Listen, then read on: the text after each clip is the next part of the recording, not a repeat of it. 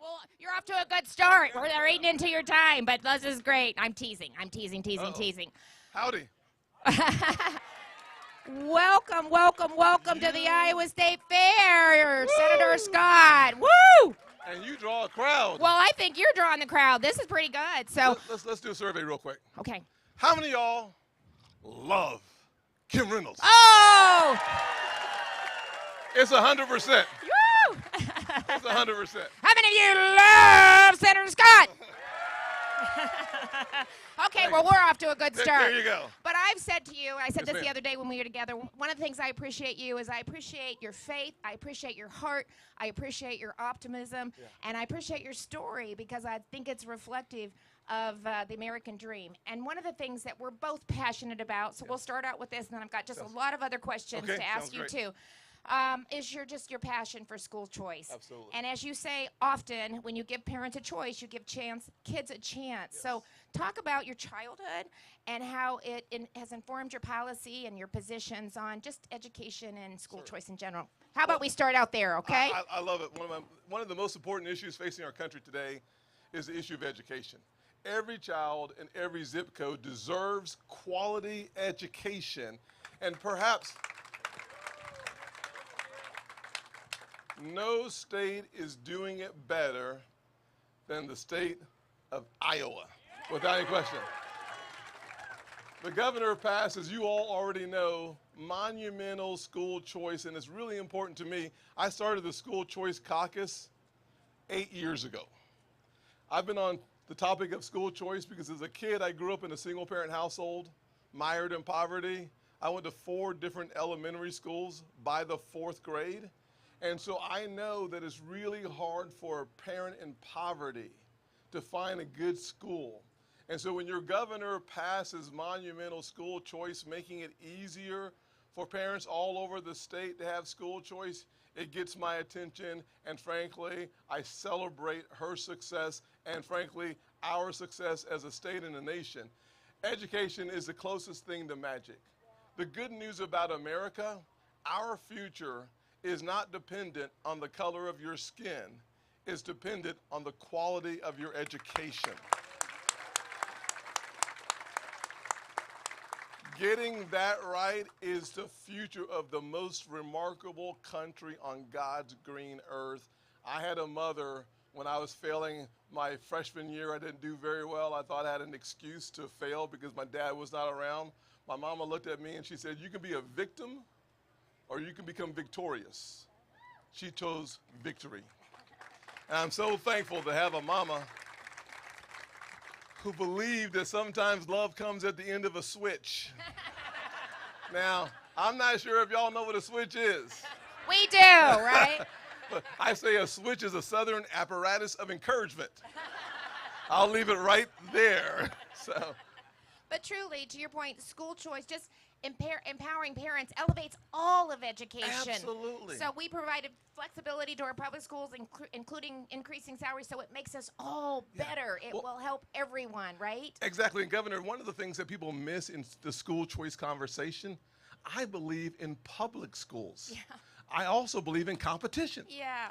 And so I want competition to improve our public schools. I don't care whether it's a public school, a private school, a charter school, a virtual school, or a homeschool. Yep. Give parents the choice, and their kids get a better chance. And we'll rock it. That's called They'll America. rock it. Our teachers will rock it.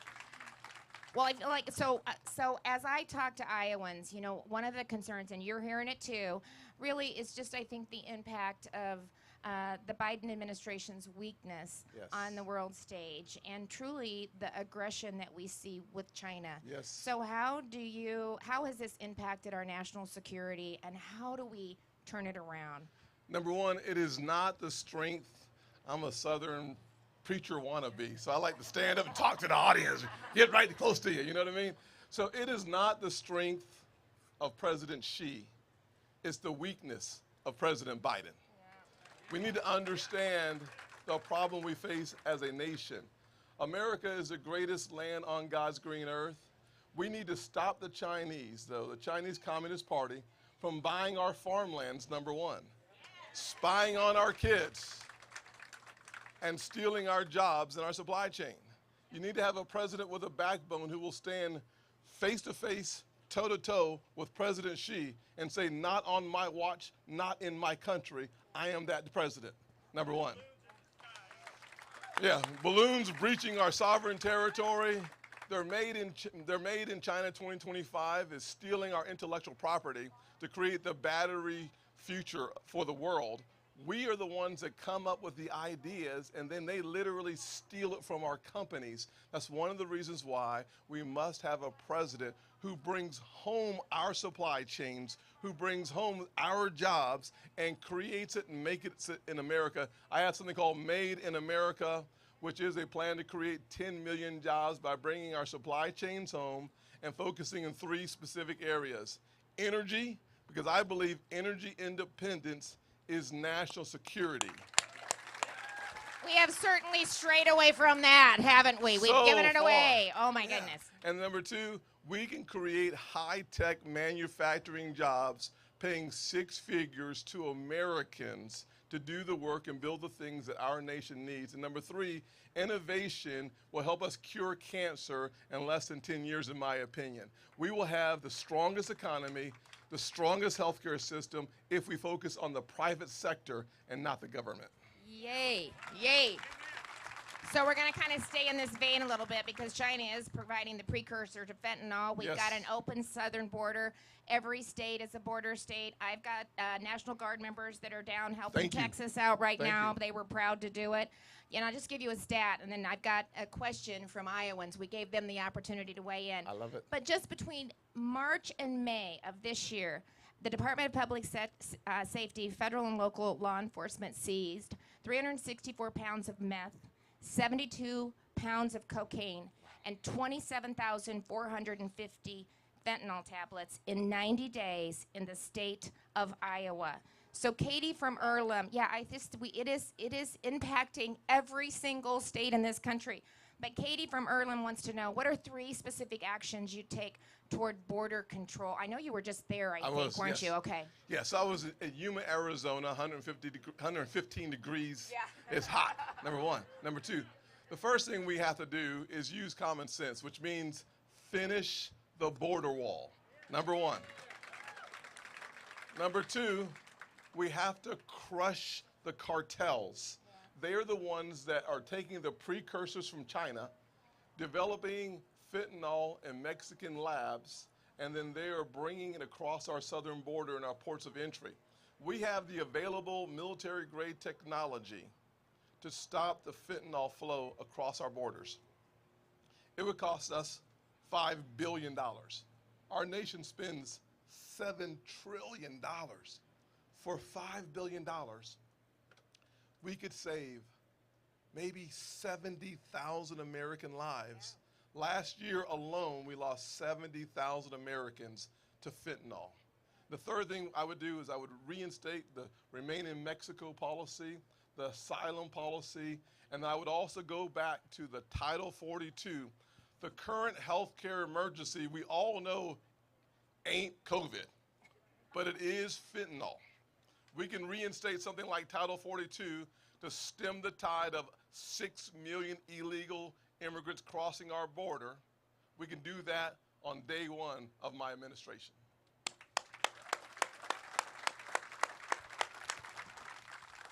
I think the other thing that we see when anytime you turn on the TV, you just see this rising crime taking place, especially in Democrat-run cities across the country. But how do we start to address that and get back to the respect that these kids should be showing? So how do we address the crime, the homelessness, all of that that's just eating away at this country? How do we start to address that? Well, number 1, the first thing we could do is start respecting the police. Number 1. I have multiple pieces of legislation that I would sign as president that would increase the federal funding for law enforcement by nearly 500%. The Democrats, I'll wait for you, ma'am. Thank you very much. You take your time. I'm right here with you. God bless you. But think about this. The Democrats have been defunding and demoralizing the police. 1 out of every 5 law enforcement positions in America remains open today. We can close that gap by respecting the police, but instead of defunding them, let's refund the police. Let's give them the money they need. My legislation simply does simple things like, number 1, best training, best resources, and the best wearing the badge. We should all thank God Almighty that we live in a country that understands the importance of our law enforcement agencies, and frankly, our military as well. A lot of veterans, I'm sure, in the audience today. Any veterans here? Thank God for men and women who are willing to serve our country. So if we did that, we would be in the right track. The second thing I would say is this, that, sometimes the Biden administration weaponizes the issue of race whenever they're losing a battle. The thing about crime is intra-racial. Black folks kill black folks, white folks kill white folks. How about this? How about we quit thinking about the guy or the girl creating the crime and start thinking about the victims of the crime? Why not have a victim's bill of rights? And let's find a way to get rid of these no bail areas of the country, get rid of those weak DAs, and get back to law and order. It's in America's best interest. And Governor? We can't let them out. It can't be a revolving door. Listen. We're rewarding bad behavior. Exactly. One of the things I say in one of my commercials is, if you commit a violent crime, you go to jail. Period. Yeah, exactly. We overcomplicate it. The It's time simple. of common sense is just gone. One more question, and then I think maybe we'll go in, but a couple more. So tell us, walk us through maybe a day in the life of the U.S. Senator in D.C., but most importantly, some of the things that you've done that you're really proud of. Well, perhaps the most important thing I've done in public office since 2010 is I was one of the 3 main authors of the Tax Cuts and Jobs Act. So I helped write the tax cuts that we saw in 2017. One of the things we don't do as Republicans, can I leave the stage for a second here? Yeah. Can I just go talk to people for a second? This is just like King and Country. They got out in the audience, too. I was like... This is how I look at it. So, hey, one of the things that we did in 2017 that we should have celebrated during the 2020 elections is we cut taxes for every group of people. Think about this, that as I said earlier, I was raised by a single mom. We cut Republicans, the great opportunity party, cut taxes for a single mother by 70%. And we didn't tell a soul. For dual income households, we cut taxes by 60%. We promised to give back the average American family $4,000. We gave back $4,400, and we didn't tell a soul. We took the highest corporate tax rate in America, in the world, 35% happened to be America, and we brought it down to 21%. And we said, shh, don't tell anybody. We might be one of the worst marketing machines in all of human history. And then for small businesses, my life was changed economically when I started a small business. We gave a 20% haircut for small businesses and didn't tell anybody. We lowered the unemployment rate for women, 70-year low, African Americans, the lowest in the history of the country, brought to you by the Great Opportunity Party. Hispanics, Asians, majority population, a 50-year low, but we spent no time telling the American people about the success of our efforts on tax cutting. And here's the cool deal. When taxes went down, revenue to the Treasury went up by 3%. Why? Because Ronald Reagan and Art Laffer came up with this concept called the Laffer curve. It still works. So maybe the best thing I've done in office was writing and helping pass the Tax Cuts and Jobs Act, and then I created something called Opportunity Zones, which brought $50 billion into the poorest communities, and not a single one of those dollars was a federal dollar. They were all private sector dollars driven by incentives in the tax code to get capital off the sideline back to work. And then, of course, education. Closest thing to magic. Yeah. And I think that's one of the things I'm most proud of, too, working with the legislature, what we've been able to do to the tax environment. Yes. Do I have any retirees out there that's no longer paying taxes on your retirement income? Woo! And we're going to keep bringing the individual rate down, too. So we're going to follow your lead and keep bringing them down. Okay. I love it. Fast three. Fast round. Okay. Fast three. Give me one funny campaign moment on the trail. And there's always lots, right? Yeah, there were a ton of. I was on a farm with a young lady named Linda who owned the farm. I'm walking down. I'm trying to be cool, you know. Yes, that's just wonderful. And my hat flies off my head and hits a reporter in the face. And the first thing I thought to myself was, oh my God, I'm getting ready to get sued. But he was a cool guy. He understood that the wind blew it off. That was a very interesting moment. And I think it made the news, too. I think I remember seeing something about that as well. Okay, so favorite fair food that you've had or that you're looking forward to having while you're here on the fairgrounds? I love the funnel cakes, by the way. But I'm a South Carolinian. I'm a Southern boy. I know barbecue, and I know ribs. But no one tell anybody this, okay? I just had the most amazing ribs I might have ever had. Woo!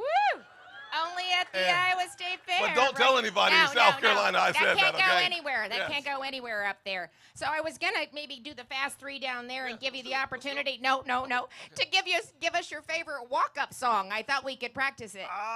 There's a song called Burn Rubber. It was popular when many of y'all were not born. Okay. It was the 1980s. Thank you for that. I think, this is, you weren't here you then. speak to me. You Yeah, weren't here, no, yeah. This is back in the 1980s before you were born. So literally a great song. It starts to go, and boom, boom, boom, boom. Anyways. All right, I can't sing. You're going to get to hear it. So, it's a special treat that we do only for our Fairside Chats. Very cool. Okay, here's the final question and just your chance to kind of, but Tim, as I travel the state, Iowans tell me they want a leader. They want a president that'll stand up for the American people, that'll stand up for this country and our values and our freedoms. They want somebody that has the moral conviction to do the right thing, even when that right thing is really hard. Somebody that has the vision and the resolve to deliver, step in and go on day one. And most importantly, long question, Story. Hang in there with me. I'm about to the end. Absolutely. Most importantly, they want someone that can win. So tell us why you are that guy. Well, I believe America can do for anyone what she's done for me. I'm going to focus my time in office on restoring hope, creating opportunities, and protecting the America we love. Restoring hope means doing what Kim Reynolds has done as governor, focusing on education. It is the closest thing to magic.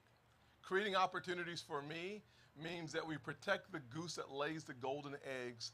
That's the free market economy that is the marvel of the world. We have hard-working farmers in this state who deserve every tax incentive that we can design to make sure that you all keep feeding the rest of the country.